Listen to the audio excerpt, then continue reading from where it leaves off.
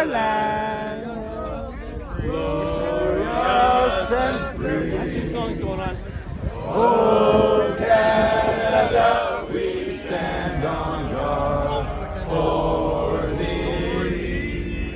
Oh, Canada, we stand on guard for thee. These are patriotic Canadians. Oh my God! You're now attacking different older people.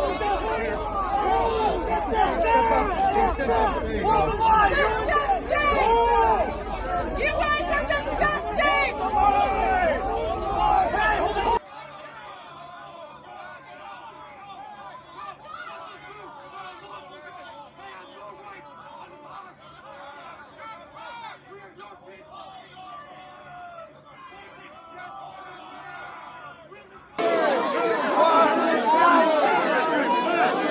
Look at this fucking news right here. Look. Look.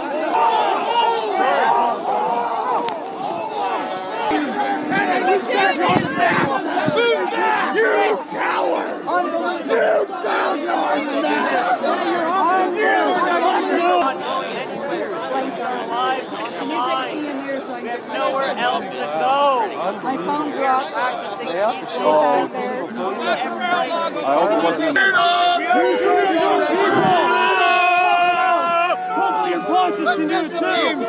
Anybody with us? I see you shaking your head back there. You should be watching this. Take a lesson in courage. Man, they declared this called the Crusade. Cowards! Nazi supporters. Child generation theory. Every fourth generation. Law enforcement professionals, huh? Oh, you got blown up in Afghanistan, eh? And these guys are going to arrest you and push you back when you serve for your country? Right. You guys keep those actions. Resign everybody else to serve them. Go for it.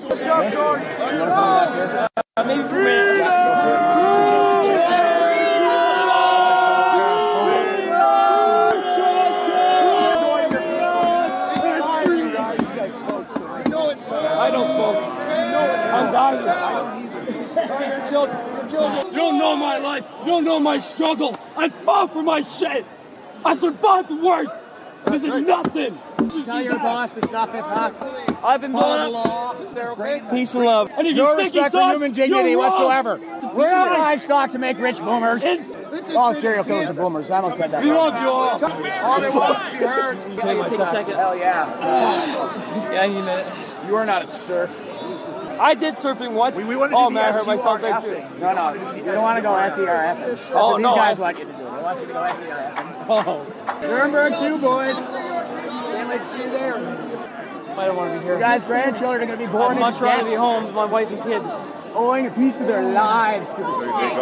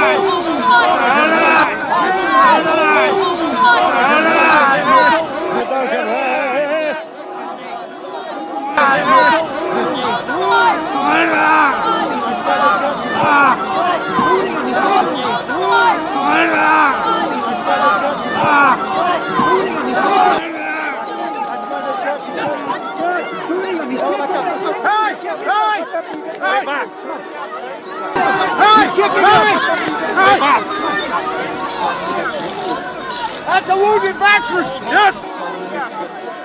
That's a wounded veteran! Yes! That's a wounded warrior right there! They got a shield in his fucking head! Back up! Back up! Back up! Back up! Stop pushing. Back up! They kicked him in the leg. Back Back up. Hold on, stop pushing. They kicked him in the leg. The RCR guy. They booted him. That was weird. Here's the one. The one who booted him was this one.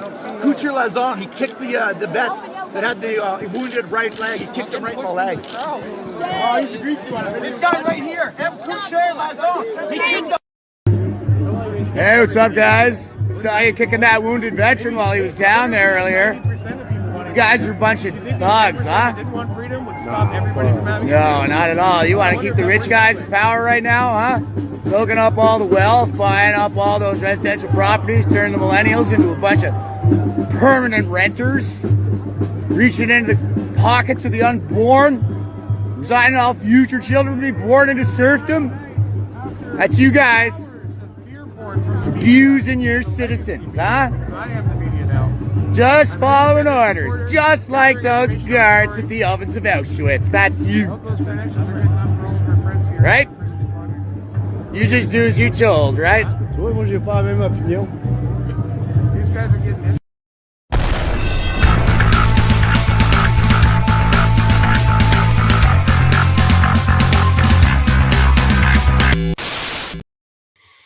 Hey troops, it's Jeff Avely, Ops Sgt-Maj with Veterans for Freedom, back with you now this 15th day of January 2023. I have a very special guest with us here tonight, is Dr. Chris Milburn.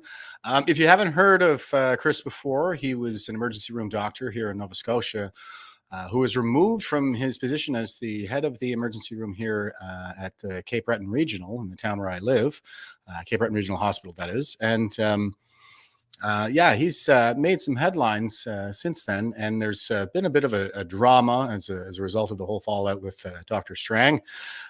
So without further ado, I'm really happy to have Chris on here before us. We attempted this once before, but I'm going to bring Chris in here, and you know, I'll let him kind of give the introduction here. Hey, how you doing? Good, how you doing? Good, man. Good. Right on, right on. Yeah, I might have clicked on you a little too early there. Sorry. No, that's all right. I was just eating some hot food, so my nose is running. Yeah, I think I'm good. I think I'm at the end of it. So I think we're both in the same boat here. I was just trying to scoff some food before I went on the live stream too, but it's a sign of the times, I guess. I don't know where the days are going these days. Yeah, indeed. Well, and I got to apologize. I'm a little late coming on because I had it set in my calendar and it didn't buzz me. I don't know. Anyway, yeah, no worries, Chris. No worries at all. Listen, I got a video. I think maybe I'll just queue up here, and this is you on an interview here that I thought would be a pretty good way to introduce you to the audience, at least. And this is only about 242, and I thought maybe I'll just let this run and see if we can get your commentary on it. Cool.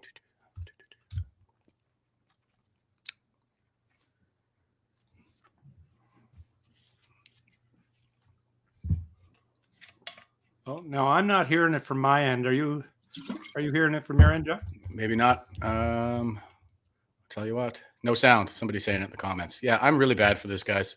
You know, I have been doing well. I thought I was on a streak there, but I always forget to check the box that says include audio. I think it should be by default, but I digress. Here we go. CTV News has learned the head of the emergency room services for Nova Scotia's Eastern Health Zone is no longer in that position. The change comes just days after Dr. Chris Milburn made comments on a Sydney radio program that some feel contradicted Dr. Robert Strang's message on vaccinations and some of the decisions he's made during the pandemic. CTV's Kyle Moore with what more we've learned.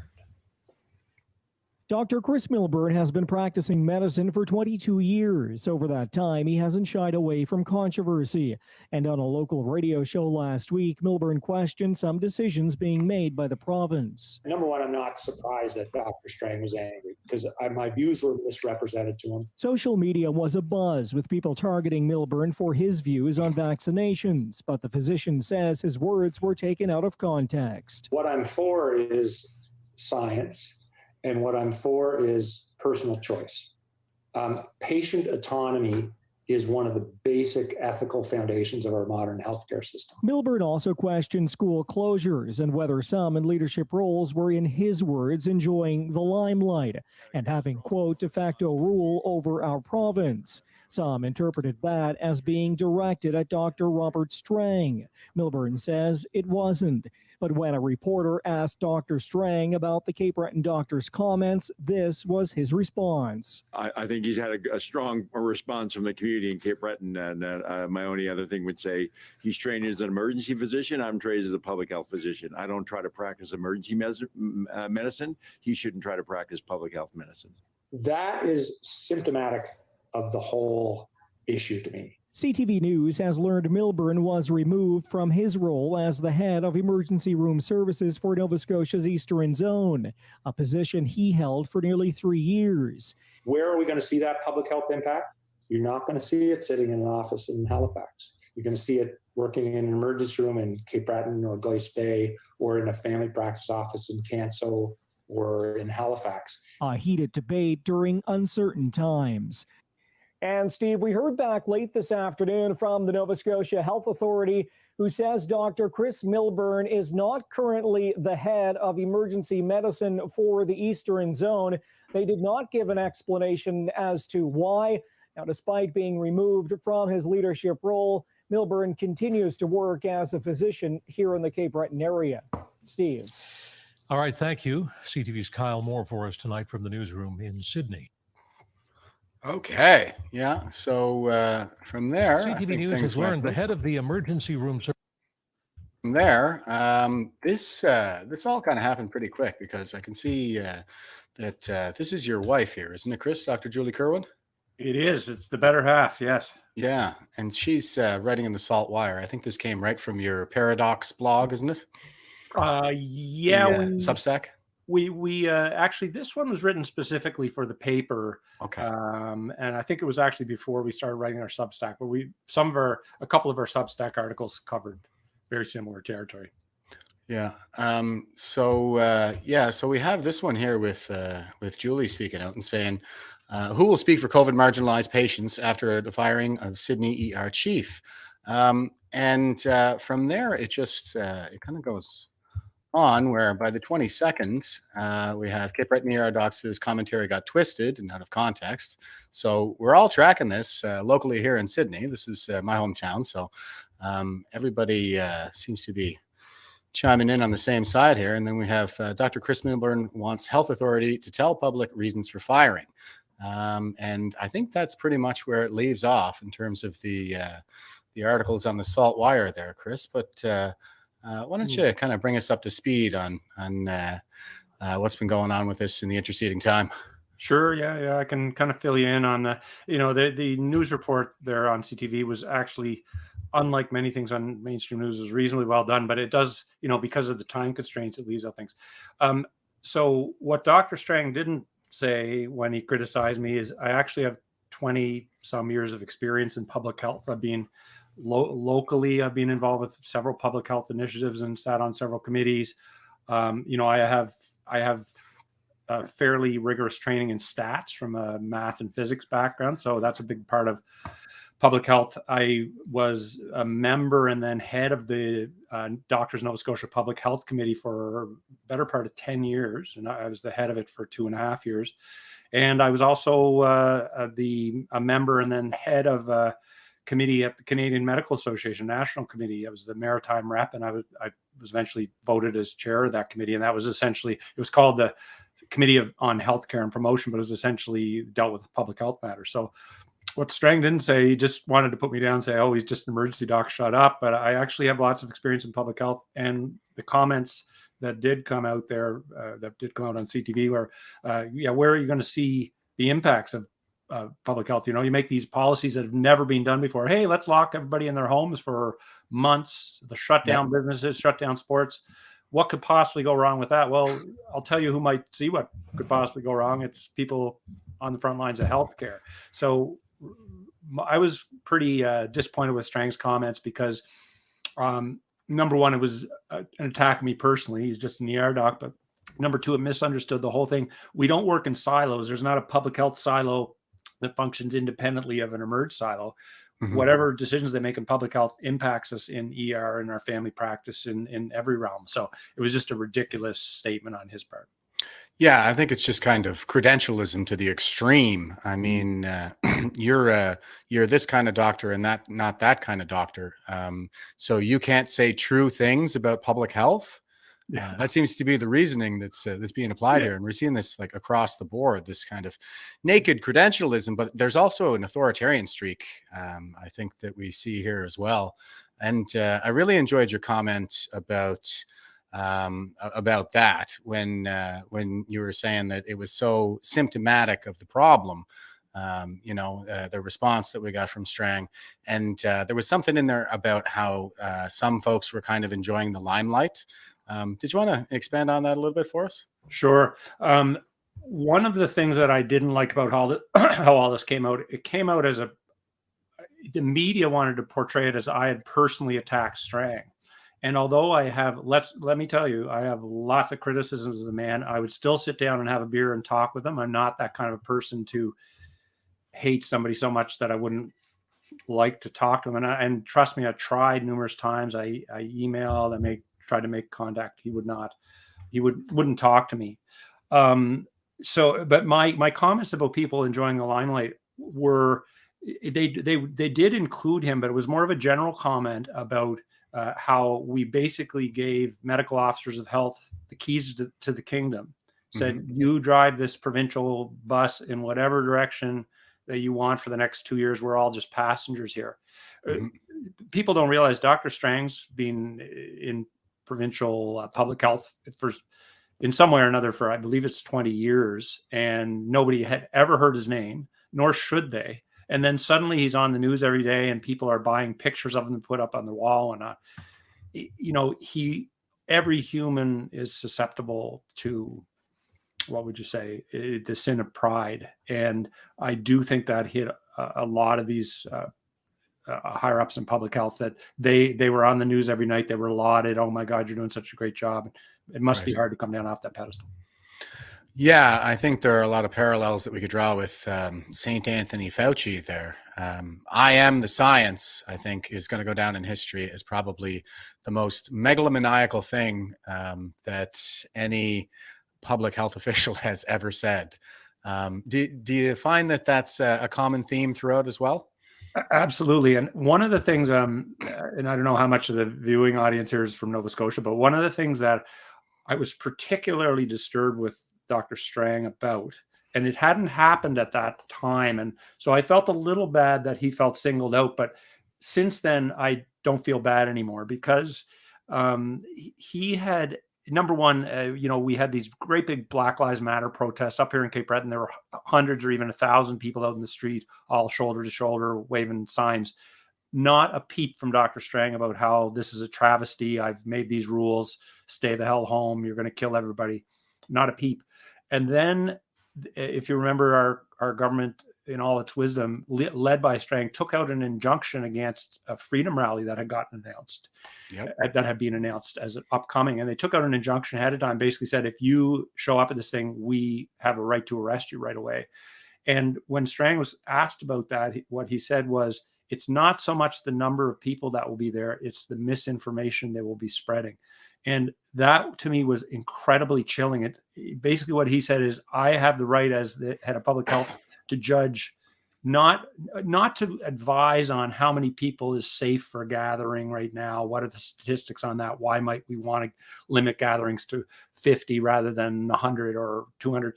But instead, he felt that he was empowered to say, this gathering can't go on because I think it's for the wrong reason. And man, talk about somebody who sees himself on a pedestal to say that. Not only the fact that he thought it, but he didn't even think it was wrong to say is deeply disturbing. Yeah, I would agree. I think that definitely betrays that authoritarian streak that we're talking about. It's like saying, I am the truth. I am the light in the way. I am the source of the truth. And human beings are not a source of knowledge. That's really something that, is kind of tough to get at sometimes when we're talking about the truth and knowledge and things like that. But there's, it's about the method, the scientific method, and epistemology more broadly. But yeah, what method was applied?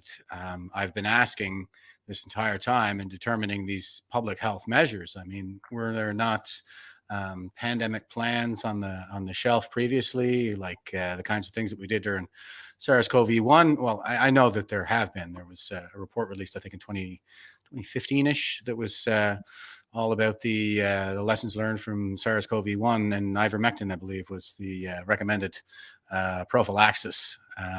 In that particular report.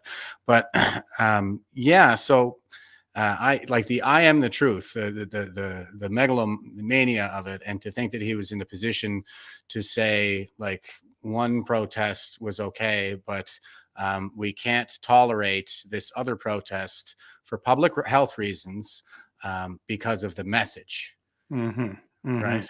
And go ahead.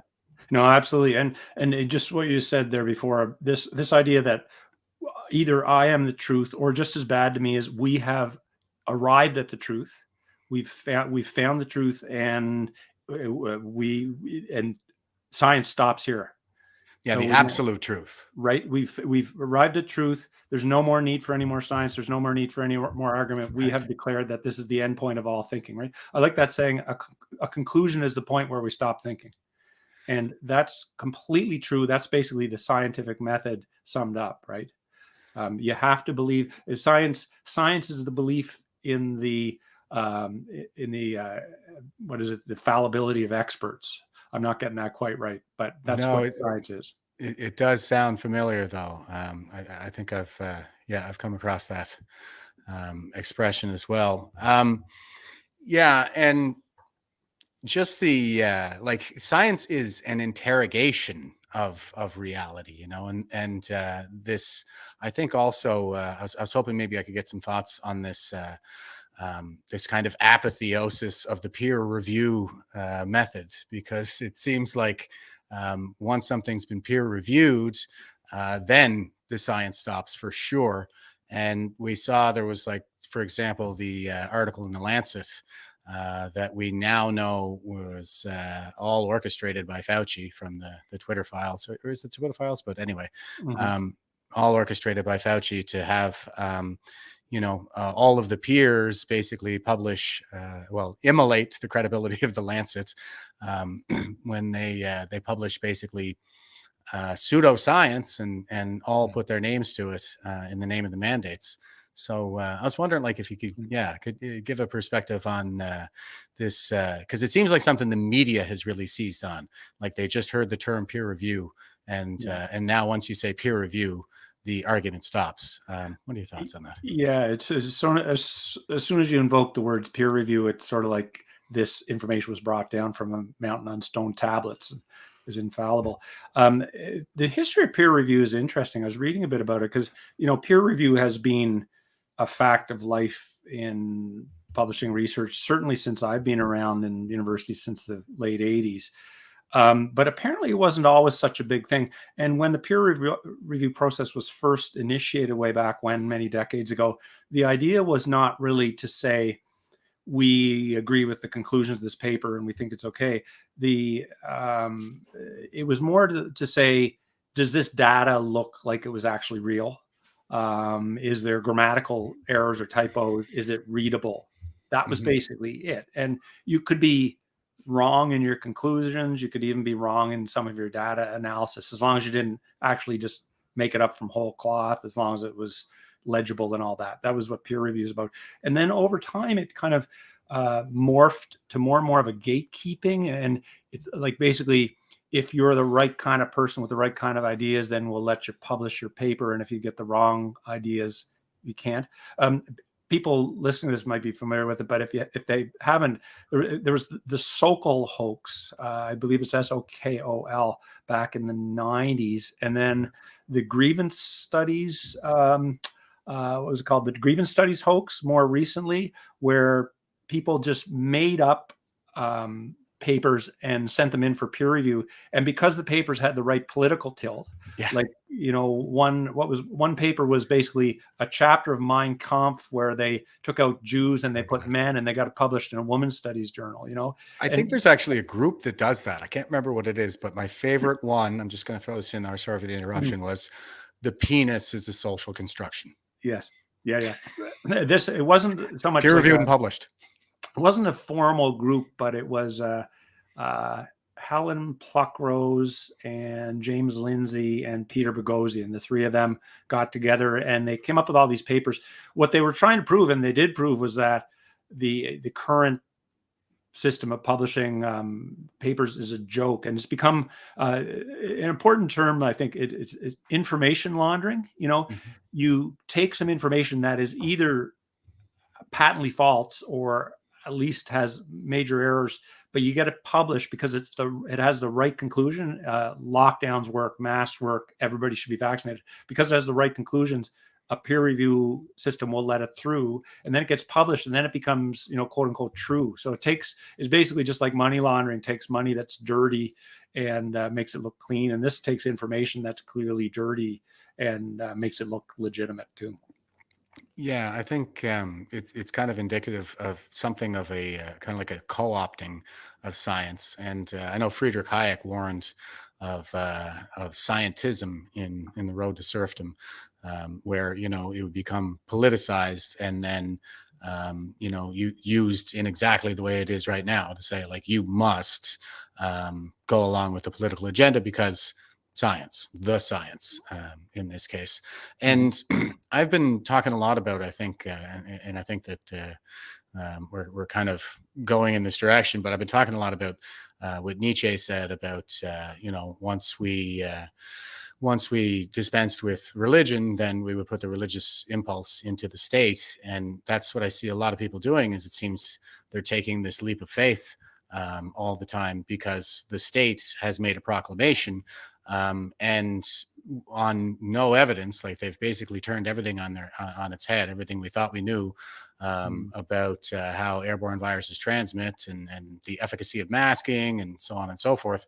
And they've kind of turned that all in their head, and everybody's willing to accept it without any evidence to bring them to that conclusion. Like at one point we used to understand that going outside and getting fresh air was a good way to stay healthy, and now it's all about staying inside and in the stale air. So and it seems that like there was no argument made, really. It was just declared, and then everybody went poop and fell in line like a Pied Piper. And so I saw something on your Substack about a reference to the Pied Piper in one of the articles. I don't think you guys have been really active in the last little while, but what do you think of that phenomenon exactly? Well, what I'd say about that is thinking is hard, right? Yeah. And coming up with your own decisions, like this is many great philosophers and writers have talked about this, that, do humans really want to be free? Well, freedom is actually difficult. It comes with a lot of responsibility, right? If you're free to do what you want, suddenly it's your own fault. If the government is responsible for your safety and you go walking at in some park and you slip and fall down a cliff, well, they should have had a fence up there. If it's your responsibility for your safety, well, maybe you want to watch where you're walking, because you can't go out there oblivious looking at your phone when you're walking near cliffs, right? So freedom's pretty difficult. And so I think that's why a lot of people, especially in difficult situations where they're scared, will default to expertism. This COVID thing sounds really bad. I'm really worried about myself, my kids, my grandma, everybody. Oh my God, I don't know what to do.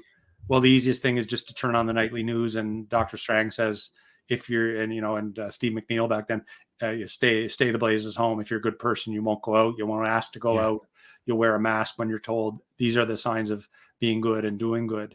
And so just like maybe 500 years ago when the church had complete dominion over our lives and our souls, and it could tell us what to do, now I like that term, state theism, right? Like people have basically, as you said, they've given over their religious impulse and kind of invested the state with the same power over their lives that they used to allow the Catholic Church to have, for instance. Yeah.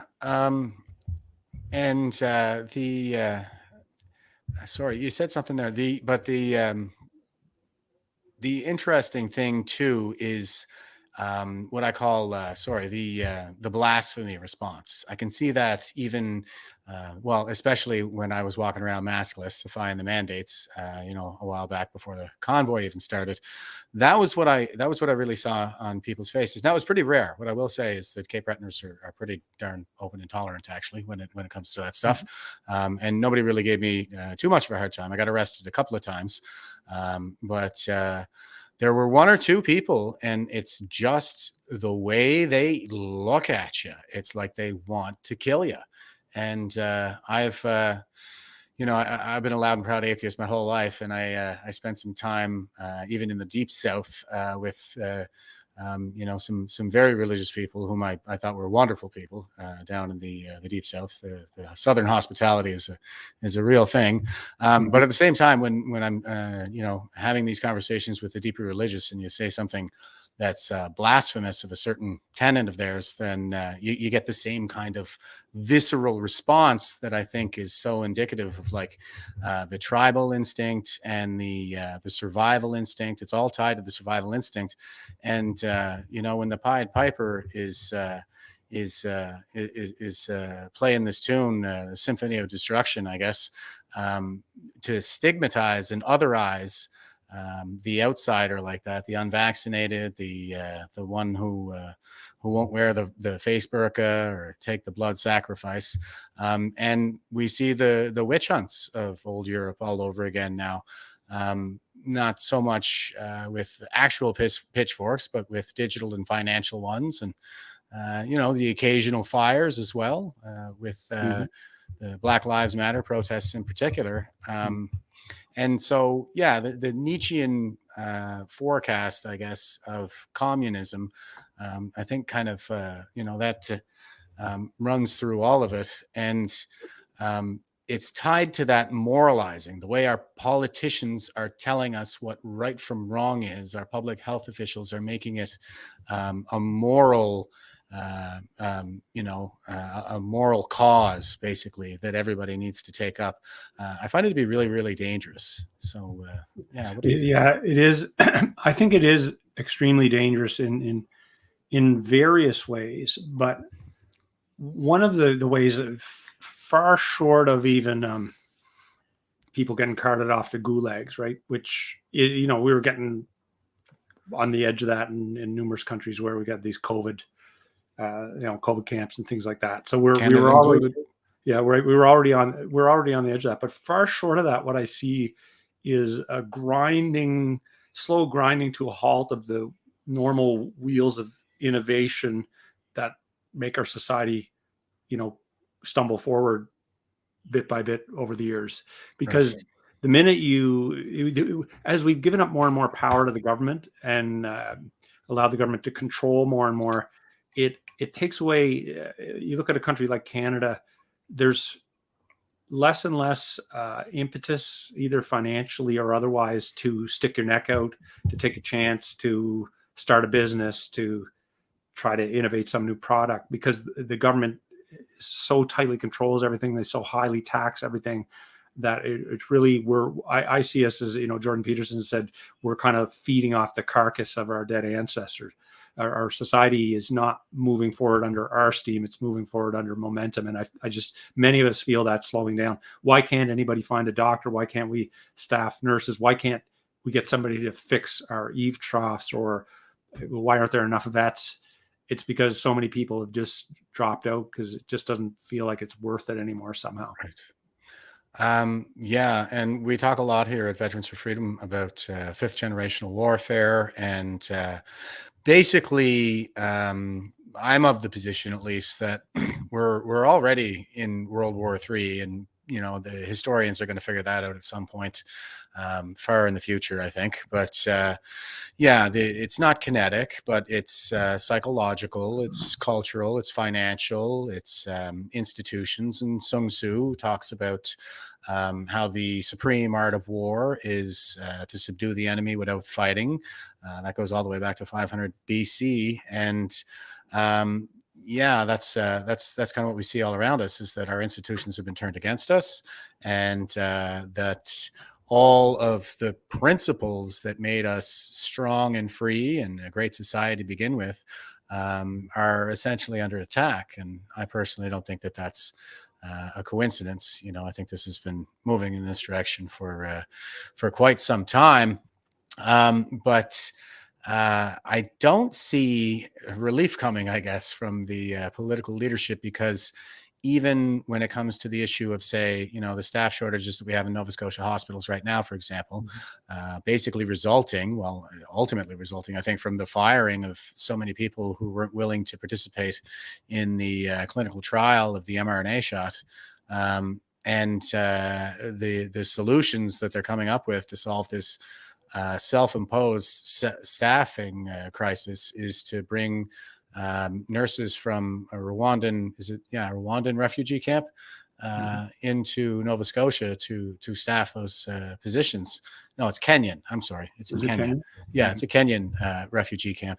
And I made some comments on a previous podcast about how, you know, I bet you they could probably use some nurses in that refugee camp. And also it's been the case in Canada for as long as I've been an adult that they're terrible at providing accreditation to foreign trained professionals. And most of them actually come in through the immigration system and then find that they're expected to take their schooling all over again. And so they don't end up doing it. And now they're kind of they're saying, well, after decades of saying no, you know, we need to maintain our professional standards, we're willing to relax them now in order to replace the people that we fired illegally, in my opinion. Yeah, go ahead. Well, I have a few comments on what you said. Firstly, maybe I'll specifically, just because it'll follow on with what you're saying. Actually, if you look at the official number, the loss of staff over the vaccine mandates was not really big.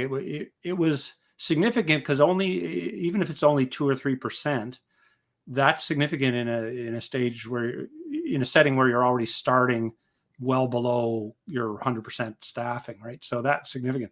But what I would say is I think they've lost more people to see COVID. A lot of people think that these problems started with COVID, but we were already having massive staffing issues before COVID. And as I see it, it's because the medical system has turned into such a miserable, miserable place to work.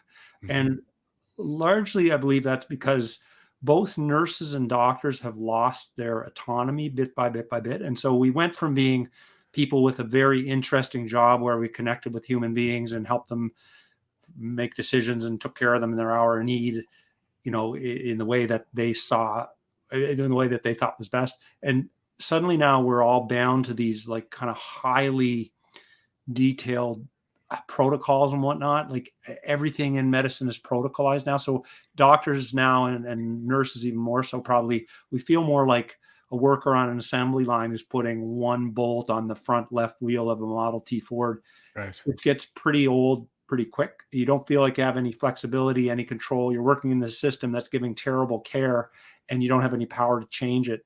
So I know a lot of nurses who've ended up retiring early, switching to any other job. One of the big moves, people may not know this stat, but we have in Nova Scotia, we have 10 times as many healthcare managers per capita as Germany. And the government's response over the last 30 years, bit by bit, has been, if we have a problem, that must mean we don't have enough management. So more management is always the solution. So as things have gotten worse and worse, they've created all these middle management positions. Most of these get filled by nurses. We kind of disparagingly call them clipboard nurses. So they're nurses who walk around the hospital in a white lab coat with a clipboard, trying to look official, trying to make it look like they're doing something useful. Whereas truly, if 90% of those clipboard nurses disappeared tomorrow, the hospitals, not only would it not hurt their function, but it would actually help because they get the hell out of the way. Because most of the stuff they're trying to push people to do doesn't add to patient care. You know, like make sure when an 18-year-old kid comes in with a sprained ankle from a sports game, you have to do a suicide checklist and you have to take their blood pressure and you have to get their pulse and you have to take their temperature and all these things. And if they're not documented in the exact time that they walk through the door and all these things, and if that's not documented, just so then the nurse will get her knuckles wrapped because they got 5 managers looking at that stuff, right? Whereas if they just let people do their jobs, most nurses and docs are pretty damn good at that, and they could do it with they could do a better job with less management. I don't want to. I'm going to veer off into something else you said. You talked about how society is kind of moving in this weird direction over the years. I'll make this comment. It's funny. My grandparents, my grandfather was a miner in the coal mines in Cape Breton. And they were kind of involved with the Communist Party back in the 1930s and 40s. And people may not know much about that, but before we kind of realized that communism was so evil, there was a big move towards communism here because it was shitty being a miner. It was dangerous. There was no, like, if you got injured, a rock fell on your head and you became a vegetable and needed care for the rest of your life, it was basically like, too freaking bad, off you go, we're not paying for that. So it was pretty tough. And so there's this understandable move to really push back, and the way that they thought to advance workers' rights was communism. So my dad grew up in that milieu, and he and mom were fairly strong NDP people when I was young. So I kind of come from that background. But what happened, I still remember my mom talking about it. She was out of the workforce for 25 years, looking after us little, us little, what would we call them, little Christers. That's the best word I can call us. And then she went back to teaching. And one of her first experiences, and she had been doing some work for the NDP party at that time. One of her 15-year-old high school students came up to her after class with a couple of friends in tow behind her. And she looked very excited. And she said to my mom, "Guess what, miss? Guess what?" My mom said, "What's that?" She said, "I'm pregnant." And my mom, being a lady who was born in 1939, her immediate reaction, was, "Oh my God, that's too bad. Like, what are you going to do? Are you going to get adopted out?" And girls like couldn't believe that my mom didn't understand that. No, she said, no, this is good, miss. And she explained it that, because I'm going to have the baby just after I turn 16. And when I have a baby and I'm 16, then I'll get a free apartment. So I get to move out and get my own place, and it's all paid for, blah, blah, blah. And then my mom realized, wait a minute, this is what we've been pushing with the NDP that I've been working with, is for more money for single mothers. And she realized, wait a minute, I was part of this. I incentivized this 15-year-old girl who can't possibly look after herself, let alone a child, to go and get pregnant. And so I think that's the slide our society's taken. And I could name 100 different things, but like the harm reduction with drugs, we'll give people people a free supply of heroin so that they won't abuse other drugs. We'll give them free clean needles. We'll give them free stuff to melt their pills down to shoot them in their arm. We'll create safe injection sites. And all the while we do this, we actually incentivize more people to use drugs. And all through the 25 years we've done this, overdose deaths and addiction have gone up and up and up.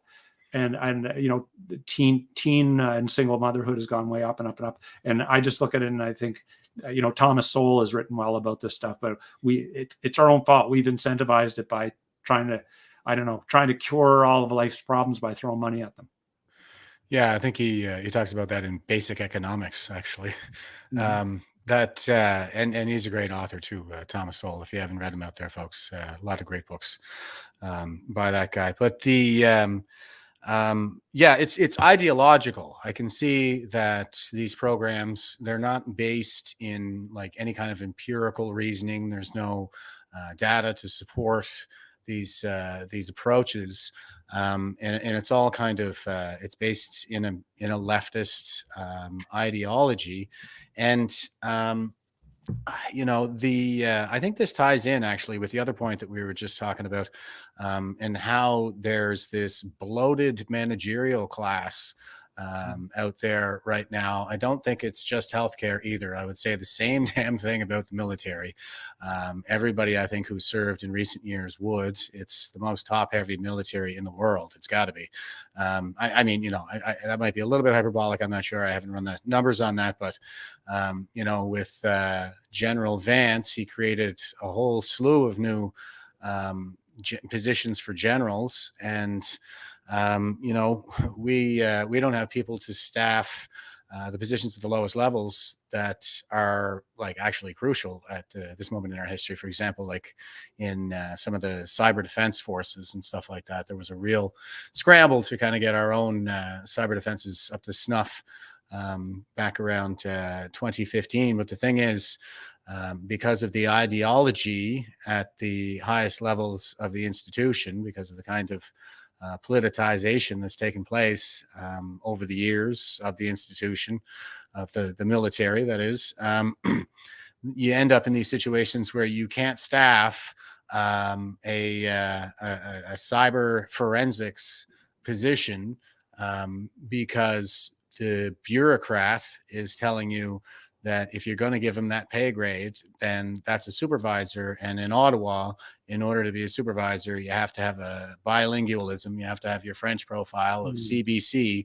So this guy's got to be bilingual. And it's just like, no, he doesn't. He only needs to speak like Python or something like that. Like, and he has autism, so he's never going to be in charge of anybody. You know, we just need somebody who can do this job to defend the cybersecurity of Canada, and that's the kind of stuff that you're up against. And I mean, don't even get me started on the hashtag Me Too. That was the Operation Honor, and also the more recently, they started bringing in the critical race theory with what were they calling it when I was leaving? That was really when I got off that crazy train. It was just unbelievable, the level of gaslighting and stuff like this, just running around calling everybody rapists and racists. And again, it's just not grounded in data. I mean, I've read the reports, the statistical reports, and what they're doing is they're expanding definitions, and it's all driven by ideology. And I talk a lot about the fourth turning on this podcast, and I don't know if you're familiar with that. But yeah, this is we're in a fourth turning at this moment. This is something that Neil Howe predicted back in 1990. He said that we would enter into a civilizational level crisis in the year 2020, plus or minus 2 years, and we got COVID here. And basically, a fourth turning is when the fourth generation after the previous great crisis reaches peak institutional power.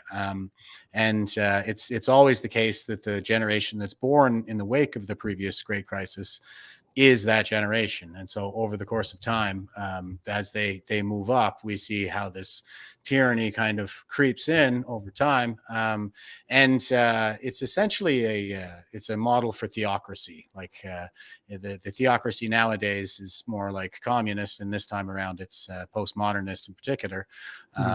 And you know, in my view, that's just American communism. And and so at the end of the day, what we're talking about here is a leadership crisis, and it's because the boomers generation is at peak institutional power. And I remark on this all the time.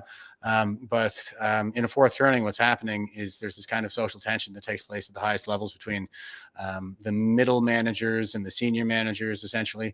And what needs to happen in order to end the fourth turning is for those middle managers to take over for the senior managers through a process of natural attrition is how it usually takes place. And so in order to end this crisis, it would have to be Generation X that displaces the boomer generation from peak institutional power. And Dr. Strang is a boomer, and you're a Gen Xer. Am I correct? Yeah, I was born in 69, so. Oh, 69. Okay. Yeah, that's definitely in there. You're definitely in the I'm definitely post baby boom. Yeah. Yeah. Well, interesting. So one of the things it's like they say, like, scratch a hippie, smell a fascist. I'm just talking about the same people throughout the course of their lifetime who went postmodernist, you know, UC Berkeley riots and that sort of thing. We had the FLQ crisis here in Canada, and they didn't go away. They're still here. They're just in the institutions, and they've moved up over time.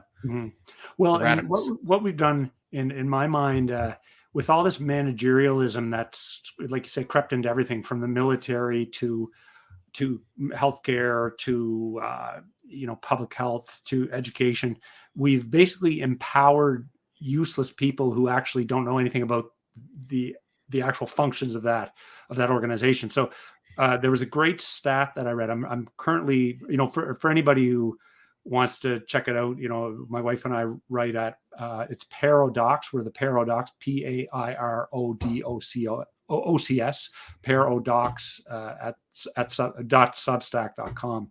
And I wrote a little bit on kind of the what would you call it, the death of education. And I'm writing a second piece, but the next piece out, one of the stats that I ran into was, so since the year 2000, this is a US stat, but I think it's worse in Canada. Since the year 2000 in the education system, the number of students has gone up by 7.5%, so 7.8%. The number of teachers has gone up by 8.5%. The number of managers has gone up by 87%. So for every extra teacher, we have 10 new managers. And that I've certainly seen that happen. I come from a long line of teachers, which is why I'm quite interested in education. I've taught myself. I've been involved with the medical ed, and I've just watched it go down the tubes. And where it's gone down the tubes, like when my father first graduated and started working around 1960, he was the principal of a junior high school. And basically the management structure was my dad as the principal, and my dad taught some classes too, right? He wasn't just the principal, but he taught classes. So there's my dad, the superintendent of schools, and then there was a few people on a school board in Halifax, right. And that was it. And now we have, I believe, something like 150 people in the school board office in downtown Sydney who've served various functions. Again, if that office exploded tomorrow with everybody in it, all the teachers would still know what to do when they went to school tomorrow. Yeah. It wouldn't really matter much. As a matter of fact, again, I think they could probably function better because they wouldn't have all these stupid rules about exactly how they need to format report cards or exactly what they can and can't mark down for. Because most teachers could do a good job if you let them alone, but they're increasingly more frustrated. I have a family member who's he's still got many years of teaching ahead of him, but he won't because he's out of there next year. He just can't take it anymore. And I personally know about 4 really good teachers who left the profession 20, 30 years early because they can't take it anymore. And like I say, that's education, but it's happening. That is one of the big things that's ruining healthcare too, is it's less and less and less of a decent environment to work in. There's that, you probably read about this, but one of the big factors as to whether we can handle a difficult job is not how stressful the job is, but it's a sense of control and teamwork and camaraderie. You can be doing a shitty, hard, dangerous job, but if you're with a good team, you feel respected, you feel like your voice is heard, you feel like if I can find a better way to do this, I'm allowed to do it that way. You can manage that stress. But when you're in a job and it's just thankless and nobody listens to you and you're banging your head off the wall, but they say, bang your head off the wall harder tomorrow, people just give up after a while. Yeah, everything you're saying is really resonating with me, especially in light of my 20 years of experience in Canada's military, because it's the exact same thing, I think, across the board. And speaking of boards, you mentioned school boards and managerial positions there that have exploded. And again, I'm just going to point to the demographics of the managerial class at this moment. And they seem to be rather entitled to their entitlements, I guess, when it comes to job security, at least, holy smokes. Geez, you got to make way for other generations there, guys. But the same thing is happening with the school boards too. They're completely captured by ideological radicals.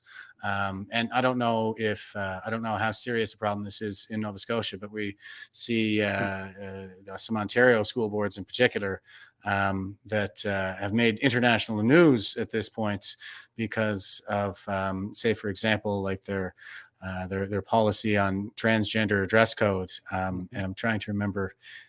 Help me out in the comments, guys. The particular school board that's doing this with the comically exaggerated, like it's woman face. This guy is wearing woman face is what he's doing. He's going to school and he's got these size Z prosthetic breasts on. And the school board is coming to his defense. He's a woodshop teacher, and it's a safety hazard and the whole shebang. It's a it really makes a mockery, I think, of what it means to be a woman. But again, it's a very radical approach to this issue, and it's deeply ideological. Well, and I think Jeff, maybe one of the deep going into the why and how has this happened. I think one of the deep reasons it's happened is, to go back, like when you look at the American founding, one of the principles of the American founding, the whole idea with creating the United States of America, they talked about the United States in plural, right? It was the United States of America are, not the United States of America is. And the idea was every decision should be made as locally as possible. So yes, if you're going to build a $25 billion aircraft carrier, obviously your village council can't do that. So those kind of decisions have to be made at a more national level. But if you have to decide who gets to teach in your school, exactly how are they going to teach it, what are the rules on the dress code and all that, the government, like the central government, should have little or nothing to do with that. They should basically say, well, that's up to your community. Your community can decide who you want teaching there and what what you want to teach. And so this whole idea of localism and local control. It's interesting. A lot of people will be shocked to hear this, but I used to be a Green Party guy back in the 90s and into the 2000s, pre-Elizabeth May. And people are shocked at that. But what they don't realize was the Green Party was a really, we believed in lower corporate tax rates. We believed in government hands-off, let local communities do what they're going to do, let local economies thrive, get your hands off them, get the thumb of government off and then the boot of the government off everybody's neck and just let them do what they're going to do. And that's when I love the Green Party, because we were the only ones saying less government, more local control. And then over the years, not to go down that rabbit hole, but they've turned into a complete mockery of themselves. So I've been embarrassed. I'm kind of embarrassed to say that I was ever involved. But anyway, look who's running them. Oh my God, it's just awful. But back to the local control thing, I do think a lot of the solutions, be it healthcare, be it in the education system, and probably military too, are about devolving control down to the people who actually do the jobs locally, because they know how to do it better. Just give them the power, right? Yeah, and I mean, you can kind of start from a position of the sovereignty of the individual. Like I have all of the power, the decision-making power in my own life as a starting point. And in a proper democratic society, I think we delegate that power upward. For the things that we're not able to manage as an individual, we manage them as a community, and what we're not able to manage as a community, we manage as a province, and what we can't manage as a province federally. And, from there, I would say that's about as far as it goes, at least for the Canadian taxpayer. That's all kind of been turned on its head now, where we follow orders, and the government tells us what we're supposed to do and how we're supposed to live our lives, right down to the masking and the vaccination campaign has been I think pretty atrocious. And I guess I'd like to hit on that too. What are you seeing anyway in terms of the fallout of the mass vaccination campaign? And I've been seeing a lot of commentary now coming out. It just broke mainstream news in Britain, where there was a cardiologist who started talking about the spike in myocarditis. And I saw another article out of the IWK, I think, that says that it's up over 400 times what it normally would be. I can't remember the data, but okay. But anyway, just since we have a doctor on the program for a change, and I am not a doctor and not doctor adjacent, but I'm always commenting on these things. I just thought I'd get your bottom line, I guess, on where you think we are with this right now. There's not a lot of good data. When the government forced people to be vaccinated, coming on to 2 years ago now, my comment was, we won't understand the impacts of it. It'll take us several years to get data and to look back through it and sort it out.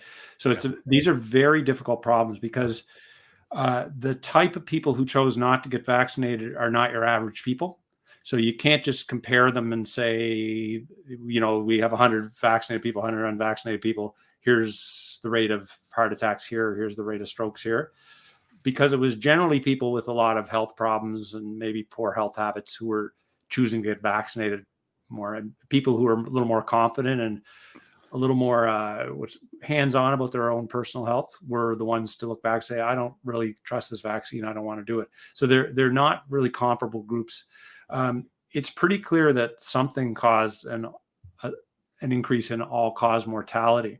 Now, is that the vaccine? I personally think there's compelling evidence for that, but other people that I've talked to whose views I really respect have said it's more likely fallout of lockdowns, right? Because we have a whole cohort of people. We basically shut down cancer screening. We shut down things like people getting their blood pressure checked, right? So you get somebody who might have had their blood pressure checked and might have been through the roof and they're really at risk for a stroke. And pre-COVID, they might have got that dealt with in time, and post-COVID, they don't, So there's a number of factors that beyond the vaccination that I think probably are causing an increase in all-cause mortality. So it's really hard to say how much is vaccination, how much is lockdown effect, how much is drug overdose and suicide from depression that we cause and things like that. I think only time will tell. And there's certainly something going on. And whether it's lockdowns, whether it's vaccines, it's not a good look for public health.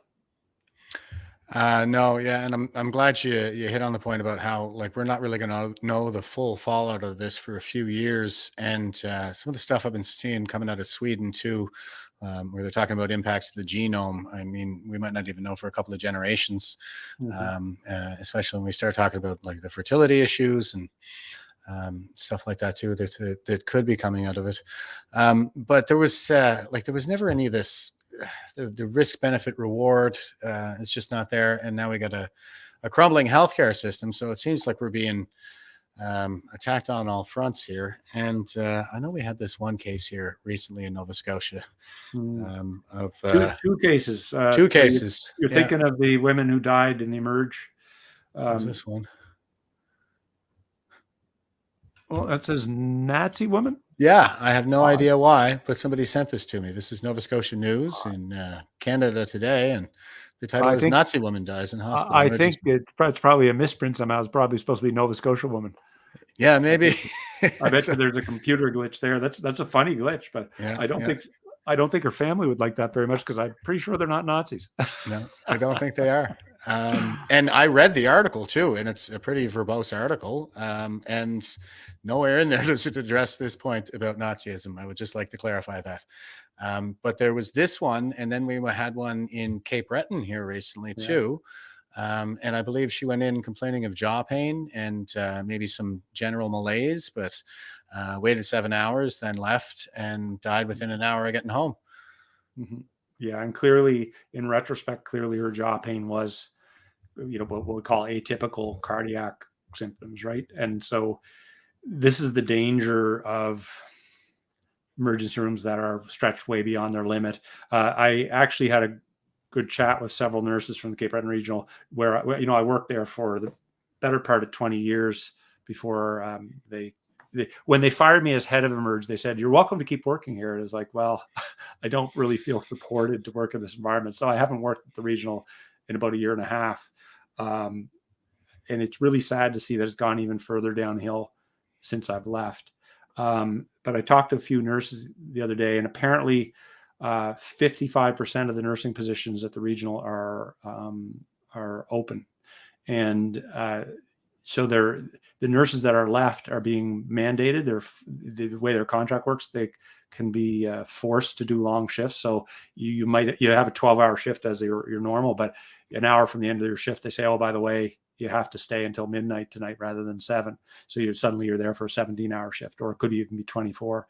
And so what that causes is the nurses who are left are burned out. All 3 that I chatted with the other day, they're all leaving. They all have their names in to get out. They have to be released as per their contract, but they're all working there more or less against their will at this point because they can't get out.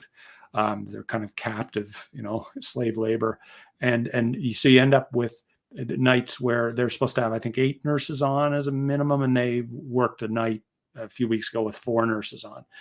So the nurses are always the ones who blame. Somebody dies in the waiting room, they get triaged, they wait, they die, it's the nurse's fault. But the docs are part of that too. Docs are way less efficient now than we were a few years ago.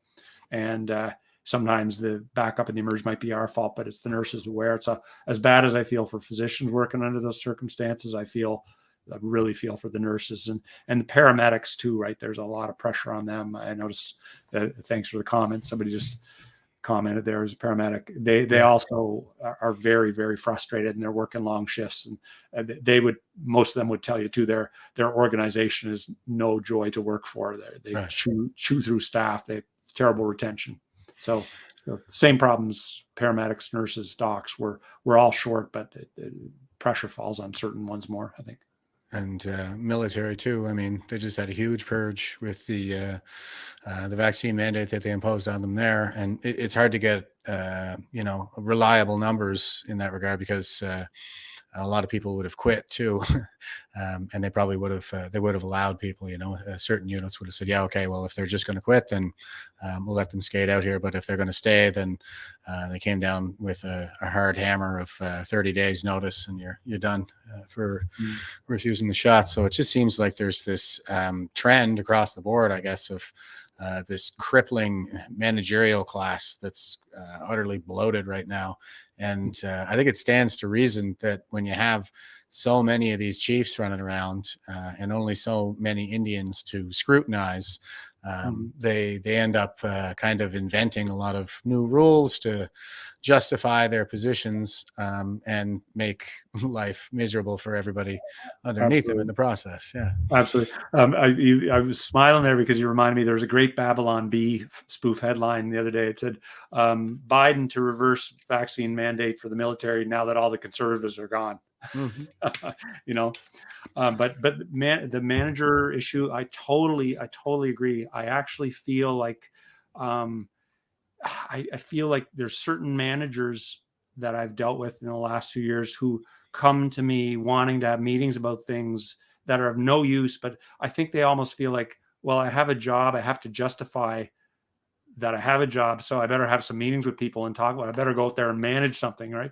Everything in their realm might be working just fine, or at least as well as it can, given that we don't have enough nurses. But rather than fire hundreds of the nurse managers that we have from their useless jobs and put them back on the front line actually looking after patients, instead we let them go around and make life more difficult for people actually trying to look after patients. It's just a bad system. Yeah, I mean, you don't even have to be a micromanager as an individual, but if you just have too many managers, then people will end up being micromanaged at the end of the day, and you're just going to bleed people. Anyway, I think you're really speaking my language here, Chris, with a lot of things. I really enjoyed your commentary on the how the founding of the United States and the principles that underlie, I guess, everything, I guess, in our society right now, and they're just kind of being ignored. But anyway, I'm going to hand it over to you for the final word here before we sign things off. And why don't you let us know what your overall assessment for the way forward is here? Sure. I just think there's this concept called shifting baseline, which is this idea that in my parents' generation, everybody had a backyard garden. That was normal. So when my parents got married and they got their first home, they immediately went and dug up part of the backyard and planted a garden, because that was just what everybody did. Right. Now I know very few people who bother to plant a garden. So things have changed over a couple of generations. So if you get young parents and with young kids these days, they don't grow up with that it's normal to plant a garden. In the same way, there's this shifting baseline with a lot of things in society. I talked to one of my elderly friends. She's in her 90s, and I have great talks with her. When she was growing up, the idea that we would have paid a 15-year-old girl to go get her own apartment because she got pregnant, that would have been like crazy. You would have been the biggest left-wing fanatic in Canada to even suggest that, and you would have got laughed out of a room for suggesting it. Because, you know, if a woman was, if somebody was unfortunate, irresponsible, whichever, enough to have a baby out of wedlock, and they couldn't afford to keep themselves, well, the best thing for that baby was to give it up for adoption to a family who could do a good job with it, right? Yeah. And now if you even hint at that, you're a right-wing fanatic. And even Maxime Bernier wouldn't say, hey, you know, we're probably too generous with welfare for single mothers. We probably should, we're incentivizing, you know, poor decision making. Maybe we shouldn't do that.